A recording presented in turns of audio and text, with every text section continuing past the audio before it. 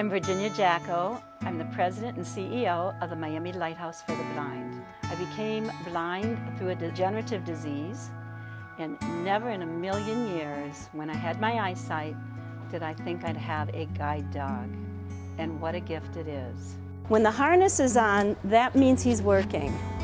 And that means you don't go to the bathroom, you don't eat something, you just listen to my commands. So you noticed as I was walking down the hallway, I started to point like that and say, right, right, right. And what I was telling him is, I want to turn right. And then he looked for an opening, the door. And when he turned, I knew that was my door. Now I'm going to walk up these stairs to my apartment because I'm on the second floor and it's easier than taking the elevator. See, he stopped at these steps. Forward, Jacko. Forward.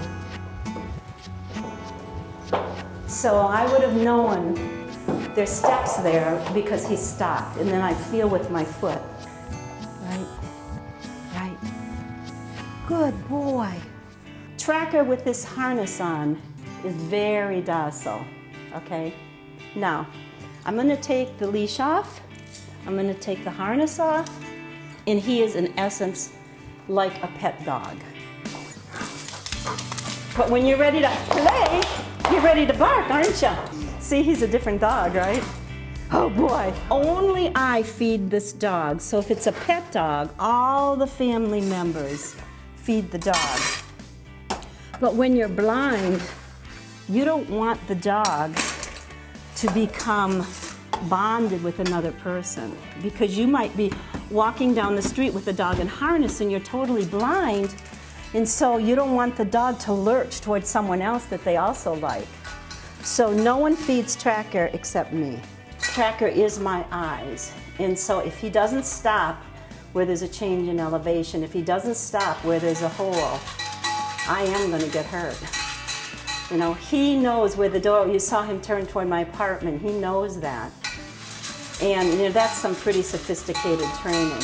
When I get home from work, the first thing I like to do is start brushing Tracker, because he's had a long day with me, and this is his reward. Isn't it, Tracker? Is that good? Mm-hmm. Thank you for the kiss. Oh, good boy. Oh, I'm sorry. Sorry, Tracker. See, this is a little bit different than a pet dog, because, you know, you usually have eyesight and you don't kneel on their tail. Good boy. Oh, good boy. And this is good for bonding. It's good to get those oils moving all around, and Tracker never smells. People say to me, if you're in danger, would your dog protect you? And I often reply, he really wasn't trained to be a guard dog, but I think his natural instinct, because of the bond, would be to protect me. Think of all the blind people that would love to be able to do what I'm doing. And the only reason I'm doing what I'm doing is because of Tracker, because even if I had a cane, like up on that veranda, with a cane you're shoreline, you have to touch something. But Tracker just found the stairs for me. Did you notice that? Forward, Tracker, forward, forward. And it takes a lot of confidence in your dog to do this. Tracker has given me freedom.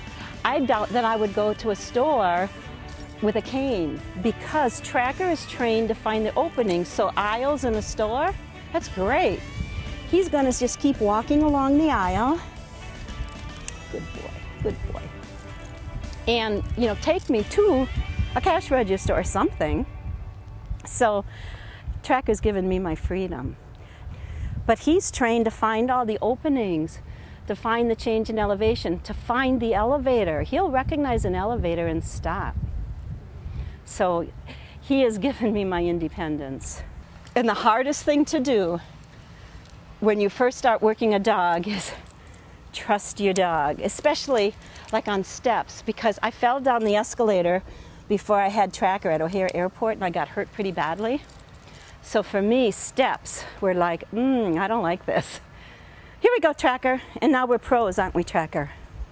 Now we're pros. Good boy. Something I forgot to tell you about guide dogs is that they help break the ice with people. So you mentioned everybody knows me. Imagine if I were just using a cane, because people don't stop and talk to canes, but they surely will stop and talk to a dog, and then you get to know the person.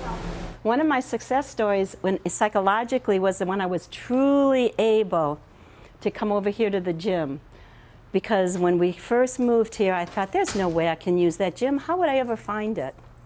And Tracker finds it for me. Good boy. That's a good boy. And now, for an hour, I work out in the gym, and Tracker just lays there and waits for me. And when he hears my voice, he stands up to say, oh, are we going to go now? So I've got 95 pounds on my left side all the time with Tracker. And some people told me that they thought my shoulders were starting to do this. So I work real hard to keep, good posture, to stand straight, keep my balance, and then core strength. Because I think if a person has core strength, they truly can enjoy their animal more. Now, imagine if you had eyesight and then suddenly you didn't. And you moved to a new place to live, and you wanted to go to a gym, and someone walked you over there, and you thought of all the different choices you would have. Which door you would go out of. Would you walk along the sidewalk? When you get in the open lot where the cars are, it's, how do I walk? Which way do I go? I had a guide dog trainer come with me the first time that I had Tracker to come here. And I learned the route with Tracker. A couple of times we did it, and after that it was like it was in his brain. And he knew the route. So he actually probably learned that route faster than I would have. And I just keep trusting Tracker, hoping he takes me where I want to go. And usually he always does. Well, Tracker and I, we're one, aren't we, buddy? As you can see, Tracker keeps me safe. He's my eyes, he's my mobility, he's my independence.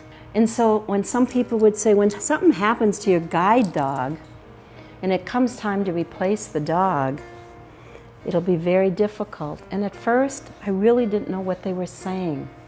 But as Tracker gets closer and closer to age 10, which is about the age you start to retire your dog, because we've worked a long time, we deserve to retire, so does a guide dog. And so when it does come time to retire Tracker, if this condominium association won't let me have him here, because they normally don't let you have two dogs, and he will no longer be a working dog, and if I have to give him to someone else, it will be so painful because it can't be someone that works, because he's not used to being home alone. It can't be someone that's going to stick him in a kennel because they travel. And as now that he's 7.5, soon to be 8, I start to think of those next 2 years. And it'll be time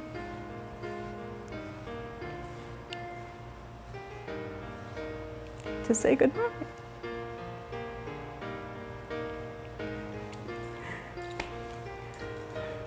And guess what? He doesn't like, did you notice what he just did? He walked away from me. Oh, no, you're gonna kiss me, sweet boy. Thank you. They say a dog has so many expressions on its face. I don't see those. But I sure do feel the tail wag when he wags his tail. And I sure do feel those kisses. My pet style would be, we're always together, and there's a time for play, there's a time to relax, and there's a time to work. And Tracker understands all 3 of those. And I am the most blessed person there is. Through blindness, I found myself, my work, and my dog.